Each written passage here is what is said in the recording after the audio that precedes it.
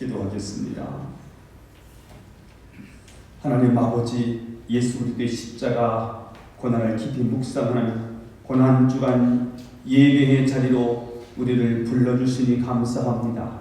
아무런 죄가 없으시지만 우리를 향한 그 크신 사랑 때문에 십자가의 고통을 감당하신 주님의 사랑을 깊이 깨닫게 하여 주옵소서. 그뿐 아니라 우리를 위해 찾아오신 하나님의 아들마저도 잔혹하게 대했던 우리의 폭력성을 돌아보게 하옵소서. 우리의 죄성을 보게 하옵소서. 지금 이 세상에서 무고하게 죽임을 당하고 있는 연약한 생명을 주님의 사랑으로 돌보게 하시고, 불의한 폭력에 대해서는 용기 있게 저하는 우리들이 되게 하옵소서. 오늘도 주의 말씀 듣기를 원하오니 주여 하늘문을 여시고 우리에게 주시기를 원하시는 하나님의 말씀이 종의 입술을 통하여 올바르게 선포되게 하옵소서. 영광 홀로 주님 받아주실 줄로 믿사오며 예수님의 이름으로 기도하옵나이다. 아멘. 할렐루야. 여러분 사랑합니다. 사랑합니다. 사랑합니다. 오늘은 종료주일입니다. 종료주일입니다. 3년 혹은 3년 6개월 동안 공적 사역을 감당하셨던 예수님께서 3년의 공적 사역을 마치시고 이제 예루살렘에 입성하십니다. 많은 군중들이 예수님이 행하셨던 기적과 이적들을 기대하면서 이분이 유대 나라의 왕이 될 것에 대한 기대감이 부풀었습니다. 예수님이 예루살렘에 입성해 오셔서 유대의 왕이 되어줄 것이라고 기대했습니다. 우리가 힘든 이유는 로마의 폭정 때문인데, 로마를 깨뜨리고 로마를 무너뜨리고 이스라엘을 다스릴 정치적인 왕 예수님이 유대의 왕으로 예루살렘에 입성하는 줄 알았습니다. 그래서 수많은 인파들이, 수많은 군중들이 종려나무 가지를 꺾어서 예수님이 예루살렘에 입성하시는 모습을 보고 대대적으로 환영을 합니다. 주의 이름으로 오시는 왕 호산나. 예수님은 왕이셨습니다. 사람들은 그분이 세속적인 왕, 정치적인 왕이기를 바랬습니다. 그러나 예수님은 유대인의 왕일 뿐만 아니라 만왕의 왕이 되셔서 세상 임금을 꺾으신 영적인 왕이셨습니다. 호산나라는 말은 여호와여 구하옵나니 형통하게 하소서라는 뜻을 가지고 있습니다. 우리도 호산나 이름을 불러야 됩니다. 여호와여 구하옵나니 이 환난에서 우리를 벗어나게 하옵소서. 여호와여 구하옵나니 이 고통을 이기게 해 주옵소서. 여호와여 구하옵나니 이 질병에서 우리를 구하여 주옵소서. 예수님께서는 오늘부터 시작해서 한 주간 동안 고난에 들어가십니다. 이 한 주간을 우리는 고난 주간이라고 말합니다. 사람들은 성공하고 출세하기 위해서는 그 나라의 수도로 올라갑니다. 그런데 오늘 예수님께서는 출세하기 위하여, 성공하기 위하여 예루살렘으로 올라가는 것이 아니라 인간의 죄를 대속하시기 위하여, 십자가에 못 박혀 죽기 위하여 예루살렘에 올라가십니다. 거기서 예수님은 많은 사람들에게 침뱉음을 당하셨습니다. 예수님은 뺨을 맞으셨습니다. 인격 유린을 당하셨습니다. 그리고 예수님은 옷벗김을 당하셨습니다. 이것은 수치고 모욕이셨습니다.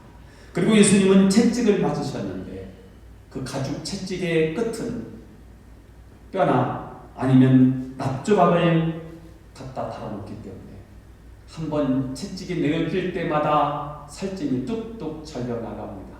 그 채찍에 맞다가 죽음을 당한 사람도 많습니다. 이사야 선지자는 예수님이 채찍을 맞은 사건을 이렇게 표현했습니다. 그가 채찍에 맞음으로 우리가 나음을 입었도다. 그리고 예수님은 자신이 달린 십자가를 짊어지시고 히브리어로 골고다, 라틴어로 갈보리 그 언덕에 올라가십니다. 쓰러지시고 또 쓰러지기를 반복하시면서 고난의 길을 걸어가십니다. 지금도 예수님의 고난의 길, 그 14초소가 성지 순례 코스로 사람들이 그 길을 걷습니다. 골고다 길, 고난의 길, 비아 돌로로사 14초소를 다니면서 그때 예수님이 그 십자가의 고통을 함께 느껴보기 위하여 그 길을 걸어가고 있습니다. 자, 예수님은 마침내 금요일 오전 9시에 십자가에 못 박히시고요. 그리고 오후 3시에 운명하십니다. 그러니까 예수님은 6시간 동안 십자가에 매달려 계셨습니다. 수많은 고통과 아픔을 참으시면서 물과 피를 다 쏟으시고 6시간 만에 운명하셨습니다. 자, 그 잔혹한 십자가를 바라보는 하나님의 심정은 어땠을까? 십자가를 대하는 하나님의 태도, 하나님의 마음은 어땠을까? 그리고 그 십자가를 지시고 저 골고다에 올라가셔서 십자가의 그 참혹한 고통을 당하시는 예수님의 마음은 어떠하셨을까? 오늘 이 두 가지를 생각하면서 고난주간에 고난주일에 주시는 하나님의 음성을 듣고자 합니다. 첫 번째입니다. 하나님은 아들이 십자가에 처형될 때 침묵하셨습니다. 그러나 하나님은 십자가 사건에 대해서 침묵하시는 것이 아니고요. 우리는 침묵하는 것처럼 보이지만 사실은 아들을 더 사랑하셨습니다. 여러분 시작. 하나님은 십자가 사건에 침묵하시는 것처럼 보이지만 사실은 아들을 더욱 사랑하셨습니다. 예수님이 공생을 시작할 때 세례 요한으로부터 세례를 받고요. 물 위로 막 올라오시자 하늘의 문이 열리고 성령이 비둘기처럼 내려오시면서 이렇게 말씀하셨습니다. 이는 내 사랑하는 아들이요 내 기뻐하는 자다. 그리고 변화산에서 기도하실 때도 동일하게 말씀하셨어요. 이는 내 사랑하는 아들이요 내 기뻐하는 자니 너희는 저의 말을 들으라. 그런 하나님께서 십자가 앞에서 침묵하고 계십니다. 가끔 우리가 고난과 역경을 겪을 때 과연 하나님은 살아계신가라는 의문을 가질 때가 있습니다. 살아계시다면 하나님은 지금 나의 고통을 보고 계십니까? 하나님이 정말 살아계시다면 이 고통을 하나님은 정말 보고 계시는가? 하지만 이런 질문은 우리만 하는 것이 아니고요. 신앙의 선배들도 동일한 질문을 했습니다. 시편 73편의 기자는 악인이 형통하고 오만한 자가 성공하며 죽을 때 보면 고통 없이 죽는 모습을 보고 하나님 정말 살아계신가? 라고 질문을 던졌습니다. 다윗도 억울하게 사울에게 쫓기면서 가정에도 돌아갈 수가 없고요. 조국에서도 살 수 없을 때 시편 22편에서 내 하나님이여 어찌하여 나를 버리셨나이까? 라고 자신의 심정을 토로했습니다. 나치에게 민족 전체가 무참하게 학살당할 때 신앙을 가졌던 유태인들이 하나님 도대체 어디 계십니까? 라고 물었습니다. 일제강점기에 고난을 겪던 우리 신앙의 선배들도 동일한 질문을 던졌을 것입니다. 우리가 고난을 당하는데, 우리가 이렇게 예수님 때문에 고통을 당하는데 예수님은 도대체 어디에 계십니까? 또한 중국의 경건한 크리스천들이 공산주의에서 기가 잘리고 이가 뽑히고 손톱이 뽑히는 그 고문 속에서 하나님 과연 당신은 살아계십니까? 당신이 살아계시다면 지금 무엇하고 계십니까? 라는 질문을 했습니다. 서울대학교 졸업반인 외아들이 물에 빠져 죽었습니다. 그 아들이 물에 빠져 죽은 그 시신 앞에서 그 부모는 하나님 당신은 정말 살아계십니까? 라고 질문을 했습니다. 그러나 여러분 이 질문보다 더 큰 질문이 하나 있습니다. 예수님 죄가 없으십니다. 죄 없으신 예수님이 억울하게 재판을 받고 사람들에게 실형을 받고 고통을 겪고 있을 때 그때 하나님이 나타나지 않으셨습니다. 그가 가장 최악의 고통을 당하고 있는 그 현장에 하나님은 아무 소리도 하지 않으셨습니다. 이때 예수님은 얼마든지 왜 하나님 외면하십니까? 왜 나를 버리십니까? 왜 아무 소리 하지 않습니까? 이 현장에, 이 현실에, 이 아픔에, 이 고통에 하나님은 왜 침묵하고 계시는 것입니까? 예수님이 그 끔찍한 십자가에서 돌아가실 때 하나님은 그 아들의 죽음 앞에 아무 말씀도 하지 않으셨습니다. 하지만 여러분, 그것은 겉모습입니다. 우리가 피상적으로 볼 때 하나님은 침묵하신 것 같습니다. 오늘 본문을 보면 하나님은 결코 침묵하지 않으셨다는 사실을 발견할 수 있습니다. 33절을 읽어보도록 하겠습니다. 33절 시작. 제6시가 되면 온 땅에 어둠이 임하여 제9시까지 계속하더니, 제6시는 우리 시간으로 정오를 말합니다. 제9시는 우리 시간으로 오후 3시를 말합니다. 예수님이 십자가에 못 박혔을 시간은, 못 박히신 시간은 제3시 오전 9시였습니다. 오전 9시에 십자가에 못 박히시고 이제 정오가 되었을 때 제6시가 되면 온 땅에 어둠이 임했고 제9시까지 오후 3시까지 계속했다고 말씀했습니다. 정오부터 해가 빛을 잃었습니다. 하나님은 아들의 죽음에 대해서 어둠으로 응답하셨습니다. 해가 가장 힘있게 비치는 정오에 어둠이 찾아온 사실에서 우리는 하나님의 슬픔, 하나님의 마음, 하나님의 터질 것 같은 심장을 읽을 수가 있습니다. 하나님은 아들이 십자가에 달려 고통을 당할 때 너무 아프셨습니다. 너무너무 고통스러우셨습니다. 예수님이 눈을 뜨고 차마 보실 수가 없었습니다. 그래서 하나님이 어둠으로 그 현장을 덮어버리셨습니다. 죽어가는 자식을 보고 아파하는 부모의 심정과 하나님의 심정은 똑같습니다. 내가 대신 죽었으면 좋았을 것을. 이 아이의 아픔을 내가 대신 할 수만 있었다면 얼마나 좋았을까. 부모의 심정과 같은 하나님의 마음을 우리는 이 본문에서 읽을 수가 있습니다. 그렇습니다. 우리 하나님은 침묵하지 않으셨습니다. 혹시 하나님이 침묵하시는 것처럼 느껴지는 분이 계십니까? 혹시 억울하다고 느끼는 분이 계십니까? 내 인생이 왜 일어나고 한탄하는 분이 계십니까? 그런데 여러분, 하나님이 침묵하시는 것 같아서 그것 때문에 속상한 분이 계십니까? 그렇지 않다는 사실을 오늘 십자가 사건에 나타나신 하나님의 모습을 통해서 저는 여러분이 깨닫게 되기를 축복합니다. 우리가 병들었을 때 하나님은 멀리 계시지 않습니다. 우리가 고통을 당할 때 하나님은 멀리 계시지 않습니다. 우리가 억울한 일을 당했을 때 하나님은 멀리서 우리를 방관만 하시지 않습니다.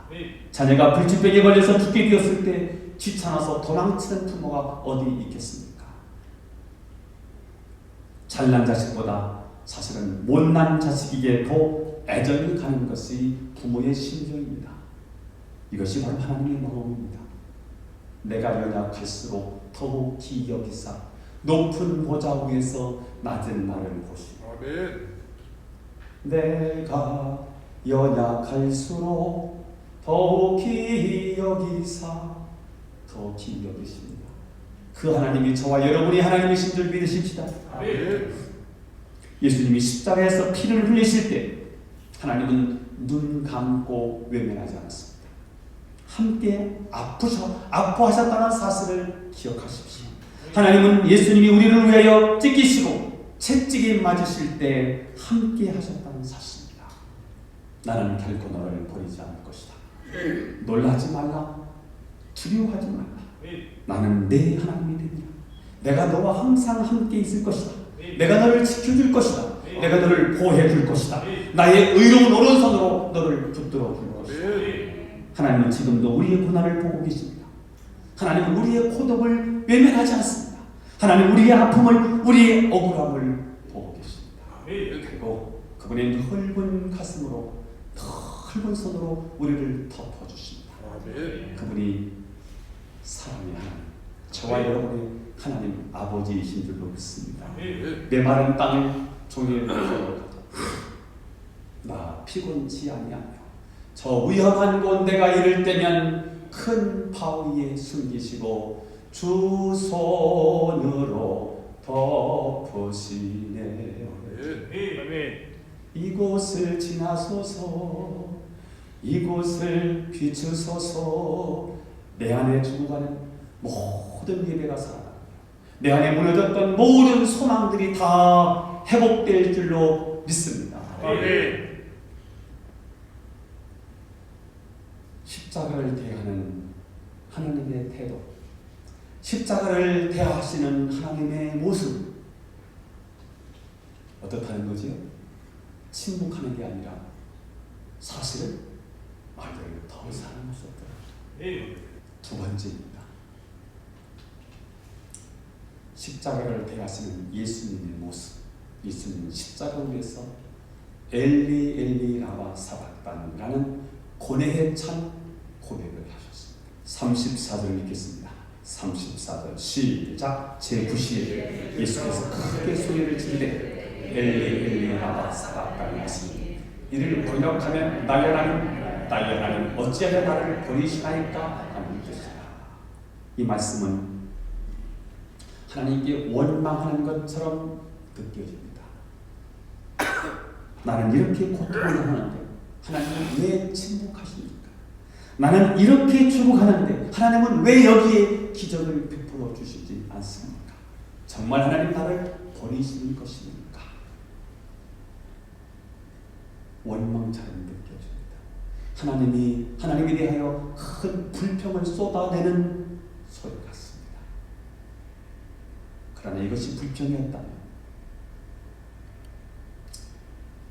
겟세마네 동산에서 기도하실 때 예수님은 십자가를 선택하지 않으셨을 것입니다. 십자가 고통이라는 사실을 우리 주님이 너무 잘 알고 계셨습니다. 십자가는 감당할 수 없는 인간의 최고의 고통의 아픔의 편이라는 사실을 우리 주님이 너무 잘 아셨습니다. 육신을 가지신 예수님이 이 십자가를 감당하기에는 육신이 너무 연약하다는 사실을 예수님이 아셨습니다. 그래서 예수님은 기도의 동산, 늘 평소에 기도했던 기도의 장소 겟세마네 동산 감람산에 올라가셔서 기도를 시작합니다. 그분의 기도의 시작은 이렇게 시작됩니다. 이 잔을 내게서 지나가게 하옵소서. 십자가가 너무 고통스럽습니다. 이 잔을 마시지 않고서는 하나님의 뜻을 이룰 수 없습니다. 이 잔을 물리쳐 주옵소서. 이 잔을 옮겨 주옵소서. 그렇게 기도하시다가 하나님 면전에서 하나님의 뜻을 다시 한번 확인합니다. 십자가를 지는 것이 인류를 구원하는 것이 하나님의 뜻이라는 사실을 아시고 예수님은 십자가를 거부할 수도 있었지만 십자가를 외면할 수도 있었지만 예수님은 십자가를 선택합니다. 나의 원대로 마옵시고 아버지의 뜻대로 되기를 원합니다. 십자가는 우리 주님의 선택이셨습니다. 주님은 다 하시고 하나님 이 십자가를 제가 지겠습니다. 하나님 아버지 이 십자가를 제가 감당하겠습니다 라고 하시면서 십자가를 선택하셨습니다. 그렇다면 오늘 엘리 엘리 라마 사박다니 나의 하나님 어찌하여 나를 버리시나이까 라고 하는 이 절규는 불평이 아니라는 사실, 이 절규는 원망조의 언어가 아니라는 사실이죠. 그렇다면 불평이 아니라 원망이 아니라면 예수님께서 왜 이런 절규와 고뇌의 언어를 십자가상에서 하셨을까? 두 가지 해석을 해보려고 합니다. 첫째입니다. 나의 하나님이라는 고백은 예수님이 한순간도 누구를 잊지 않고 하나님을 잊지 않고 있었다는 것입니다. 한번 따라 해볼까요? 나의 하나님 시작. 나의 하나님 예수님이 한순간도 순간도 하나님을 잊지 않고 있었다는 것입니다. 나의 하나님 어찌하여 나를 버리시는가? 사실 이 설교는 시편 22편의 요약입니다. 다윗은 사울에게 쫓겨다니면서 말할 수 없는 깊은 좌절과 고민과 고통을 겪고 있었습니다. 그때 그는 가장 극한 상황에서 1절, 2절 이렇게 고백하는 것입니다. 읽어보겠습니다. 시작. 내 아버지여, 내 하나님이여, 내 하나님이여, 어찌 나를 버리시나이까? 어찌 나를 멀리하여 돕지 아니하시오며, 내 신음소리를 듣지 아니하시나이까? 내 하나님이여, 내가 낮에도 부르짖고 밤에도 잠잠하지 아니하오나 응답하지 아니하시나이다. 다윗은 너무 고통스러웠습니다. 날이 가면 갈수록 더 처절하고 괴롭고 죽고 싶은 그 현장이 계속해서 몰려오고 있습니다. 꼭 버림을 받는 것 같습니다. 그렇게 구했는데, 살려달라고 했는데, 하나님 앞에 이 환난을 면해달라고 구했는데 하나님이 응답하지 않으셨어요. 하나님이 침묵하시는 것 같아요. 마치 버림을 받는 것 같은 상황이었어요. 그래서 그가 나의 하나님이여, 나의 하나님이여, 어찌하여 나를 버리셨는가? 여기서 우리가 알아야 될 것은, 하나님이 침묵하시는 것처럼 보일 때, 그때 오히려 하나님은 더 가까이 우리와 함께 하신다는 사실을 저는 여러분이 꼭 믿으시기를 축복합니다. 고통 속에서 더 깊이 있게 하나님을 만나요. 질병, 내 힘을 어찌할 수 없는 질병 속에서 오직 하나님 한 분을 바라보면서 하나님을 알게 돼요. 하나님이 이해가 되기 시작해요. 건강할 때, 편안할 때, 잘 나갈 때는 하나님이 굉장히 피상적이에요. 추상적인 하나님이에요. 관념 속에 있는 하나님이에요. 철학 속에 갇혀있는 하나님 같아요. 교리적으로 하나님을 이해해요.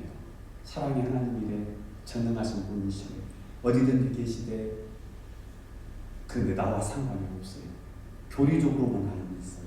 그러다가 고난을 통해서요, 내 힘으로 어찌할 수 없는 역경을 만났을 때, 내가 움직이면, 내가 꼼지락거리면, 내가 몸부림치면 더 깊은 수렁 속에 빠져들어가요.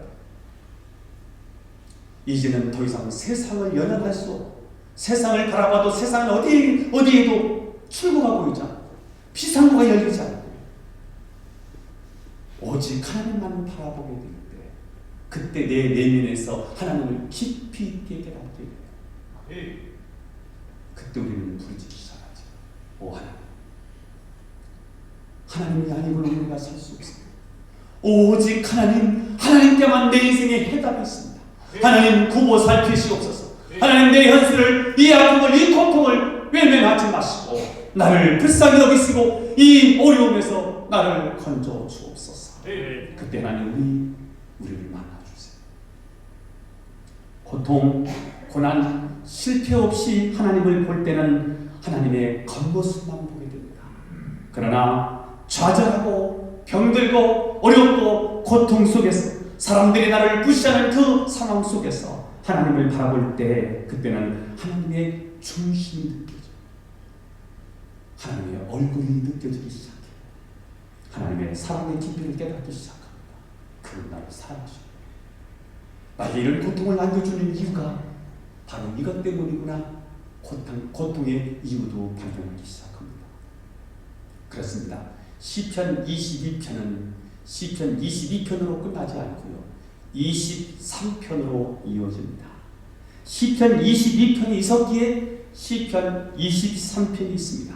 시편 23편은 어떻게 시작되지요? 여호와는 나의 목자시니 내게 부족함이 없으리로다. 여호와는 나의 목자시니, 고난이 있었기 때문에 드디어 여호와가 나의 목자이심을 발견하게 된 것입니다. 십자가의 고난이 있었기 때문에 우리는 부활을 노래할 수가 있습니다. 고난을 맛본 사람만이 나의 목자라고 부를 수 있습니다. 나의 목자라는 말이 엘리라는 말입니다. 나의 하나님이라는 말입니다. 그는 견딜 수 없는 고통 속에서 나의 하나님 이렇게 고백하고 있습니다. 지금 예수님은 고통에 크게 달아 있습니다. 정신을 차릴 수가 없을 거예요. 노가다 가다가 손가락이 앵글에 찍혔어요. 너무 고통스러워서 떼굴떼굴 둥글었어요. 그런데도 돈을 아낀다고 병원을 당일날 안 갔어요. 어떻게 낫겠지. 근데 이 통증이 사라지질 않아요. 밤을 한숨도 못 잤어요. 아파서 퉁퉁 부었어요. 아침 일찍 병원에 갔어요. 구멍을 뚫고 이 고름을 짜기 시작했어요. 치료하기 시작했어요.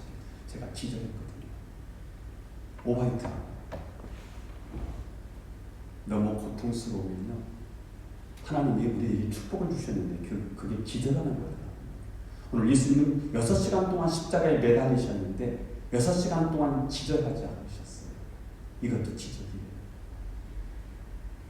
6시간 동안 십자가에 매달리면서 인간이 받아야 될 수많은 아픔과 고통과 인간이 당해야 될 하나님의 저주와 심판과 재앙을 예수님이 6시간 동안 다 당하십니다.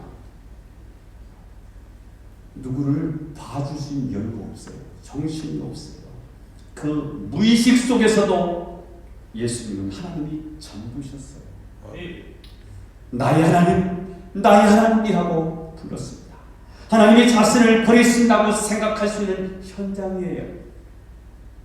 내가 이렇게 고통을 당하는데 하나님이 아무 소리 하지 않아요. 무슨 말씀이라도 하셨으면 좋겠는데 하나님이 아무 소리도 하지 않아요. 마치 외면하고 나를 버리시는 것 같습니다.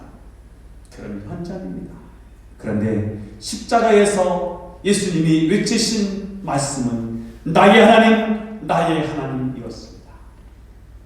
그리고 예수님은 왜 나를 버리십니까? 하는 감정까지 가지셨습니다. 다시 말하면 고뇌하셨다는 말이에요. 여러분, 그만큼 십자가의 고통은 감당할 수도 없었다는 것이고요. 십자가의 고통을 통하여 예수님 우리에게 구원의 길을 여셨어요. 구원의 길을 여시는 일이 이렇게 어려웠다는 거예요. 우리는 예수를 믿으면 그냥 구원받습니다. 우리는 예수 믿으면 구원받는 것이 너무너무 쉽습니다. 그러나 구원을 이루는 일은 너무너무 어려웠던 일입니다. 너무너무 고통스러웠던 일입니다. 우리가 구원받는 일은 예수를 믿으면 구원을 받습니다. 십자가에 못 박혀 피 흘려 죽으신 예수님이 나의 문제, 나의 죄 문제를 해결하신 구속의 사건이란 이 십자가 사건을 믿으면 우리는 구원을 받습니다. 구원은 이렇게 쉽게 이루어지는 것 같지만 그러나 구원의 다리를 놓으신 예수님은 너무너무 어려운 일이었다는 사실이에요. 하나님을 향해 고뇌에 찬 고백을 하면서도 예수님은 나의 하나님이라고 불렀습니다. 여러분, 힘드실 때가 있을 거예요. 내 힘으로 이 고난을 헤쳐나갈 수 없는 인간의 한계를 느낄 때가 있을 것입니다. 그때 여러분 교회에 나오셔야 됩니다. 여러분이 아무리 힘들고 어려울 때 그때 여러분 하나님의 이름을 부르셔야 됩니다. 주 예수를 부르라. 그리하면 너와 네 집이 구원을 받는다고 말씀했습니다. 우리에게 예수 그리스도의 이름을 주셨습니다. 이 힘들 때, 어려울 때, 우리 인간의 힘으로 헤쳐나갈 수 없는 인간의 극한 고난을 만났을 때 여러분이 불러야 될 이름 하나님이십니다. 나의 하나님, 나의 하나님. 이렇게 저는 여러분이 부를 수 있기를 바라요. 아멘. 사람이 나를 조롱하고 잘 되는 일이 없을 때 그때도 여러분 내 하나님이라고 부르셔야 됩니다. 이런 사람에게 하나님은 부활의 승리를 안겨주시는 줄로 믿습니다. 두 번째, 어찌하여 나를 버리셨나이까? 이 고백은 원망이 아니라 온 인류를 향한 하나님의 사랑은 확실하다 하는 선언입니다. 신학적으로 굉장히 중요한 부분이기 때문에 다시 한번 반복합니다. 예수님 어찌하여 나를 버리시나이까? 라는 이 고백은 원망이 아니라 온 인류를 향한 하나님의 사랑은 확실하다 라는 선언입니다. 시작! 예수님의 중에 어찌하여 나를 버리시나이까? 라는 고백은 원망이 아니라 온 인류를 향한 하나님의 사랑은 확실하다는 선언입니다. 어찌 나를 버리셨나이까? 예수님은 십자가에서 왜 이런 절규를 하셨을까?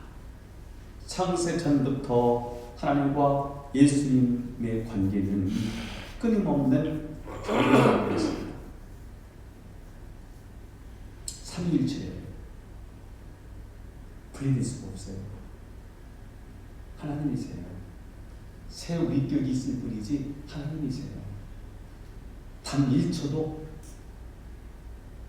분리가 되면 안 돼요. 그런데 이 하나님이 인류의 구원을 위하여 하나님과 예수님의 단절을 허락하셨습니다. 단 1초도 분리될 수 없는 지금 인류를 구원하기 위하여 하나님과 단절된 최고의 아픔을 느끼고 있는 것. 그분이 아파서 고통스러워서 이렇게 고뇌에 찬 선언을 하시는 것도 맞겠지만, 그런데 더 큰 고통은 하나님과의 단절이었어요. 그러니까 이 절규는 원망이 아니라 하나님이 당신을 버릴 만큼 저 인간들을 사랑한단 말입니까? 라는 사랑의 외침이라는 사실이에요. 예수님은 이 엄청난 사랑에 하나님의 사랑을 주고 가면서 온 우주에 선언하셨습니다. 예수님은 십자가에 내 던질 만큼 우리를 사랑하신다는 사랑의 외침이었다는 거예요. 하나님, 내가 너무 고통스러운데, 육신의 고통도 너무 고통스럽지만 나는 원래 하나님과 하나이기 때문에 분리될 수 없는데, 단 1초도 단절될 수 없는데 단절되는 아픔을 경험해야 된다는 이 고통, 나를 버리면서까지도 저들을 사랑한다는 말입니까? 십자가에서 엘리 엘리 라마 사박다니, 나의 하나님 나의 하나님 어찌하여 나를 버리시나이까? 이 고백은 원망이 아니라면, 이 말씀이 불평이 아니라면 도대체 이 예수님의 고뇌에 찬 이 고백은 무엇이라는 말입니까? 나를 이렇게 버리시면서까지 저 인류를 하나님이 이렇게 사랑한다는 말입니까? 사랑의 외침이었다는 사실. 하나님은 우리를 그렇게 사랑하시나요? 그래서 우리는 얼마짜리라고요? 하나님짜리, 예수님짜리라고 말씀을 드렸어요. 사랑의 하나님은 죄에 빠진 인간을 구원하셔야 했어요. 그분이 사랑이시기 때문에 그래요. God is love 그러죠. 하나님은 사랑이세요. 그래서 인간을 구원해야 돼요.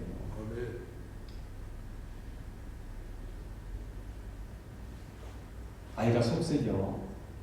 그래도 그 속색이는 아이를 부모는 사랑해요. 부모님 말씀 안 듣고 집을 나갔어. 그 못된 놈이, 그래도요, 그 못된 놈을 그 부모가 사랑해. 하나님의 마음이 그런 거예요. 죄 짓고 지옥 가야 돼. 근데 하나님의 속성은, 하나님의 성품은 사랑이에요. 건져내야 되겠어요. 건져내야 되는데 누가 가로막고 있습니까? 하나님의 정의가, 하나님의 공의가, 하나님의 법이 가로막고 있어야 안 된다는 거예요. 죄의 삭스는 사망이라는 거예요.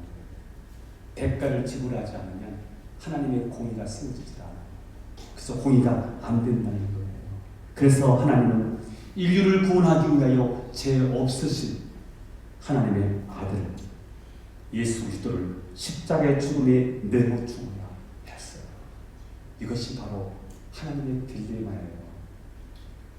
구원해야 되겠는데 그냥 구원이 안 돼. 대가가 필요해. 누군가가 죽어야 돼. 누군가는 죄가 있으면 안 돼.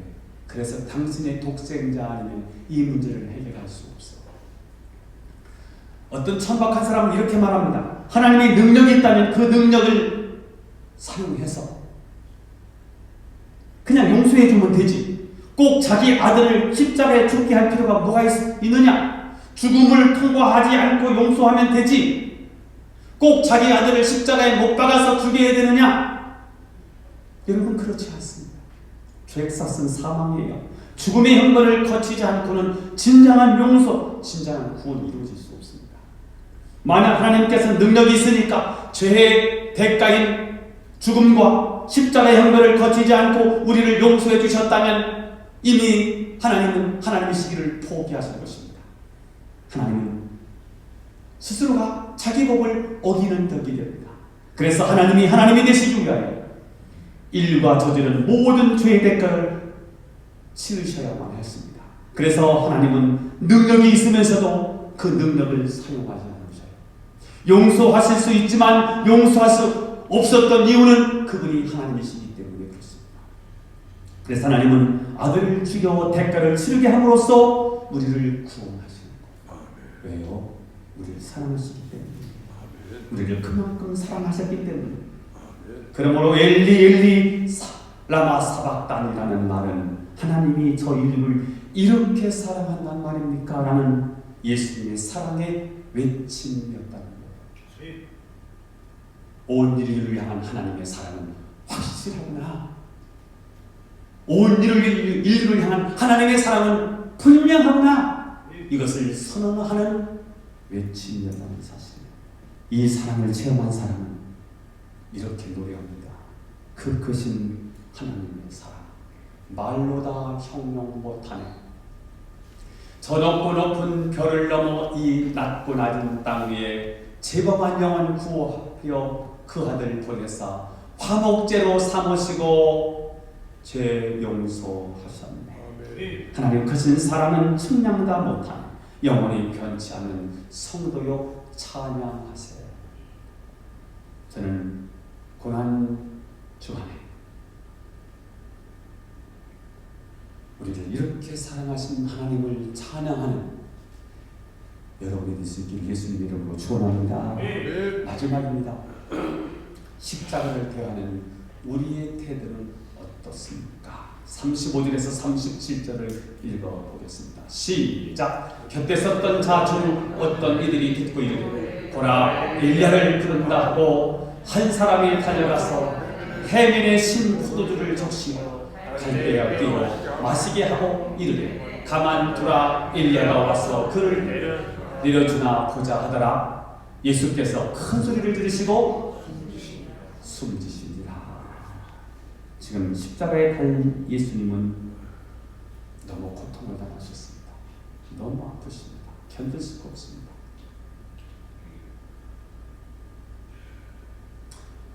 물과 피를 다 쏟으셨습니다. 지금 예수님은 고통 속에서 마지막 전주를 하고 계십니다.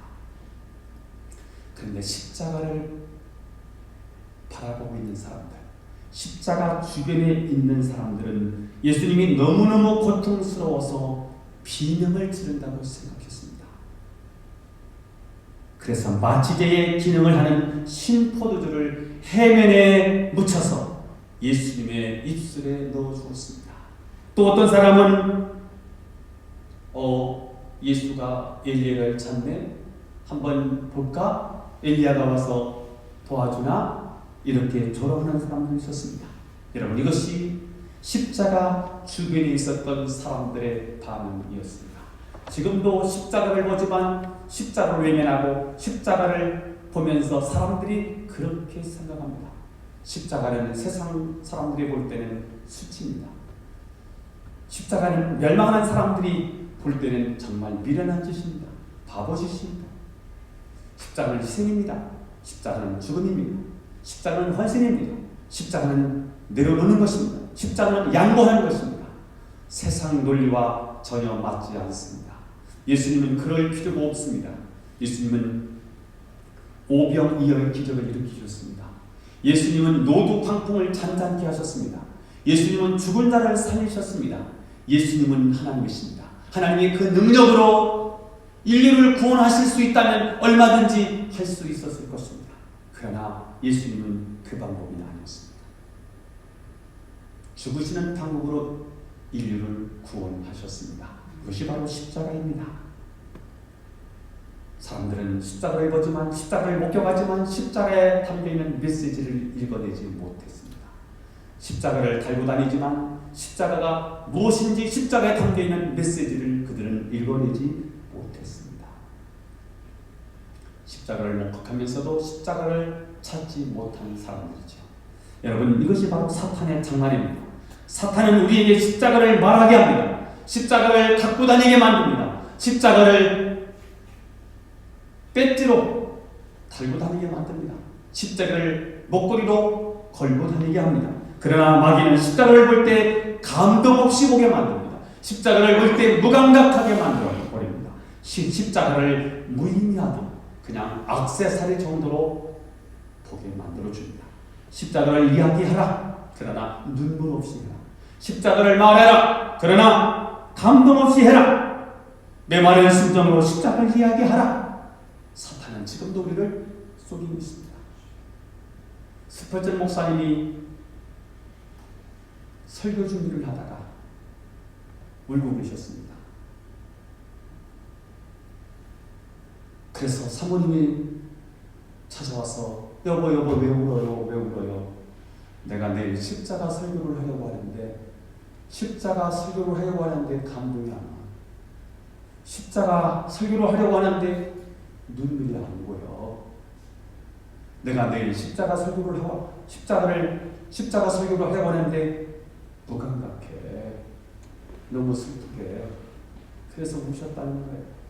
여러분, 우리는 어떻습니까? 십자가 가까이 있으면서도 십자가를 보지 못했던 사람들처럼 십자가를 보지만, 십자가를 목격하지만, 십자가의 설교를 듣지만 혹시 십자가와 상관없는 삶을 살고 있지는 않습니까? 우리 중에도 교회에 와서 예배를 드리면서도 하나님을 전혀 만나지 못하고 돌아가는 사람들이 있을 수 있습니다. 십자가를 보지만 십자가에 감동이 없습니다. 십자가를 보지만 감동 없이 찬송을 부르기도 합니다. 웬 말인가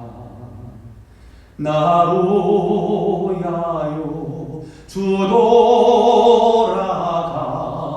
돌아가셨나 벌레가 둔 나로야요 주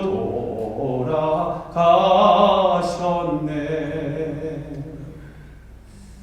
감정을 실어서 찬송을 불러봤습니다.